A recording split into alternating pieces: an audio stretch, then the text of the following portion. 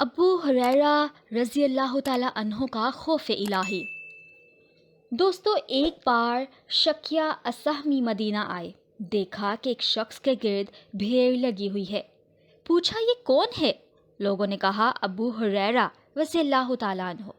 چنانچہ یہ ان کے پاس جا کر بیٹھ گئے اور اس وقت ابو ہریرہ رضی اللہ تعالیٰ عنہ کے سامنے لوگوں سے حدیث بیان کر رہے تھے۔ جب حدیث سنا چکے اور مجمع چھٹا تو انہوں نے اس سے کہا کہ رسول اللہ صلی اللہ علیہ وآلہ وسلم کی کوئی حدیث سنائیے جس کو آپ نے سنا ہو، سمجھا ہو، جانا ہو۔ ابو ہریرہ رضی اللہ تعالیٰ عنہ نے کہا ایسی ہی حدیث بیان کروں گا۔ یہ کہا اور چیخ مار کر بے ہوش ہو گئے۔ تھوڑی دیر کے بعد ہوش آیا تو کہا میں تم سے ایک ایسی حدیث بیان کروں گا جو آپ صلی اللہ علیہ وآلہ وسلم نے اس گھر میں بیان فرمائی تھی، اور اس وقت میرے اور آپ صلی اللہ علیہ وآلہ وسلم کے سوا کوئی تیسرا شخص نہ تھا۔ اتنا کہہ کر پھر زور سے چیخ ماری اور پھر بے ہوش ہو گئے۔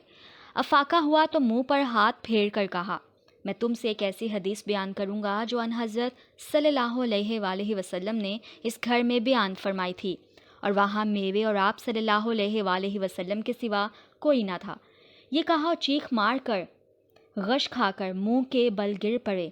شکیہ اسحبی نے تھام لیا اور دیر تک سنبھالتے رہے۔ ہوش آیا تو کہا رسول اللہ صلی اللہ علیہ وآلہ وسلم نے فرمایا تھا کہ قیامت کے دن جب اللہ بندوں کے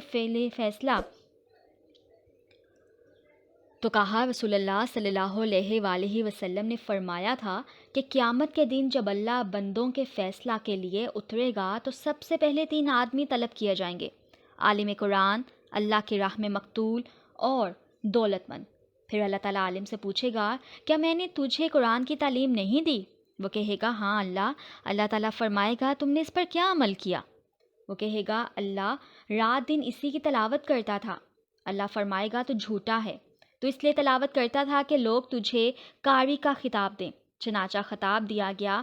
پھر دولت مند سے سوال کرے گا میں نے تجھے کو غنی کر کے لوگوں کی احتیاج سے بے نیاز نہیں کر دیا تھا؟ وہ کہے گا ہاں۔ اللہ تعالیٰ فرمائے گا تو نے کیا کیا؟ وہ کہے گا میں صلہ رحمی کرتا تھا، صدقہ دیتا تھا۔ اللہ فرمائے گا تو جھوٹ بولتا ہے، بلکہ اس سے تیرا مقصد یہ تھا کہ تو فیاض اور سخی کہلائے۔ اور لوگوں نے کہا پھر وہ جس کو اللہ کی راہ میں اپنی جان دینے کا دعویٰ تھا پیش کیا جائے گا اور اس سے سوال ہوگا تو کیوں مار ڈالا گیا؟ وہ کہے گا تو نے اپنی راہ میں جہاد کا حکم دیا تھا، میں تیری راہ میں لڑا اور مارا گیا۔ اللہ فرمائے گا تو جھوٹ بولتا ہے، بلکہ تو چاہتا تھا کہ دنیا میں جری اور بہادر کہلائے۔ تو یہ کہا جا چکا۔ یہ حدیث بیان کر کے رسول پاک صلی اللہ علیہ وآلہ وسلم نے میرے 2 زانوں پر ہاتھ مار کر فرمایا ابو ہریرہ سب سے پہلے انہی تینوں سے جہنم کی آگ بھڑکائی جائے گی۔